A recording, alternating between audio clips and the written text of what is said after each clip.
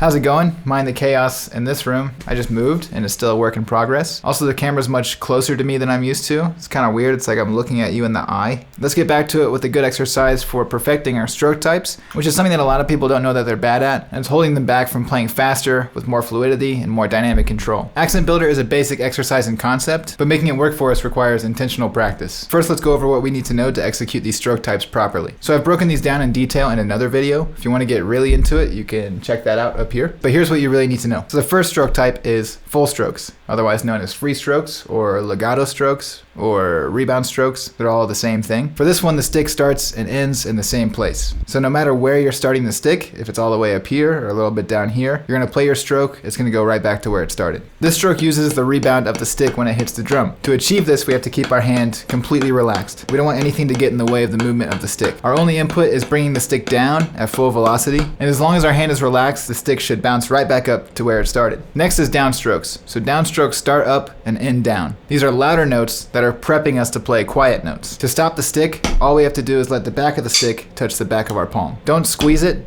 don't force it, stay completely relaxed with no pressure. If you are squeezing the stick or forcing the stick, you're not going to be able to effectively play notes after your downstroke because you'll be tense and you'll have to get out of that tension. Next we have taps. Taps are fundamentally full strokes because they're starting and ending in the same spot, just a much lower and quieter spot. Our motion is much smaller, but we still want to use full velocity to utilize the rebound of the stick, and we still don't want to lift the stick. The only motion is down. Up will happen on its own. Because these strokes are a lot smaller, some of the rebound kind of happens naturally in our wrist, but the rebound of the stick is still guiding us as well. When we play quieter, the tendency is to move our stick slower, and sometimes we want to do that, but for the most part, you still want to move the stick with full velocity.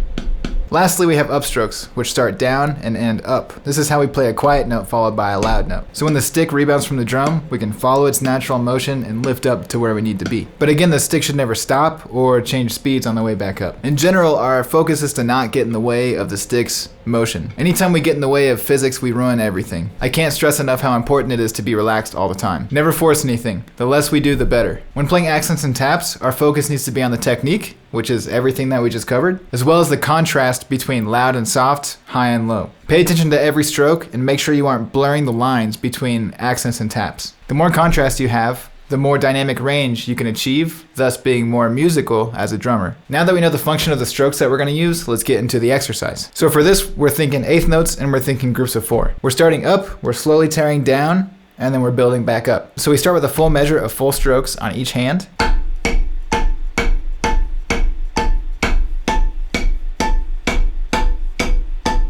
Then for the next variation, out of each group of 4 notes, we're taking off the accent and putting a tap in its place. The third note has to be a downstroke to prepare us for the quiet 4th note, which is then going to be an upstroke to prepare us for the next group of 4 being accents. So we're playing full, full, down, up. We do this twice, and then we switch to our left hand and do the same thing.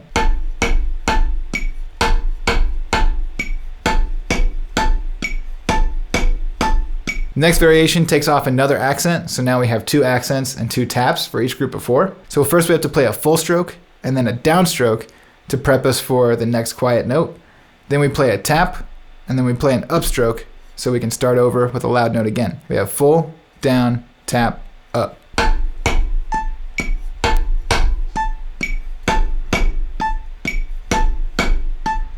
Then we take another accent off, only accenting the first note out of the 4, down, tap, tap, up.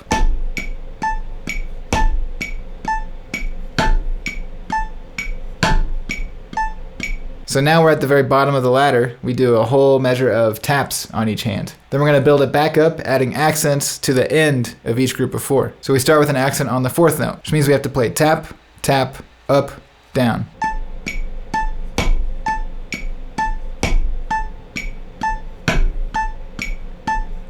Then we put accents on the 3rd and 4th note. So we have to do a tap, up, full, down.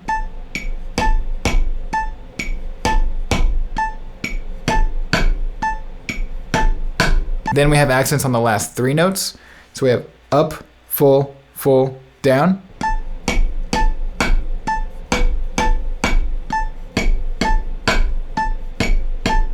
And then that takes us back to the beginning, playing straight, accents, all full strokes. It's useful to repeat each variation on one hand for a good bit, so you can really grasp the concepts we're trying to perfect. Like playing full, down, tap, up is a little bit different than playing full, full, down, up. Make everything perfect in your movements. If you're getting through each variation slowly, absolutely perfectly, over and over again, you can start to turn your brain off a little bit and go faster. We're aiming for muscle memory, because as we go faster, we don't have time to think about all the details quite as much. We just want to be able to trust our technique.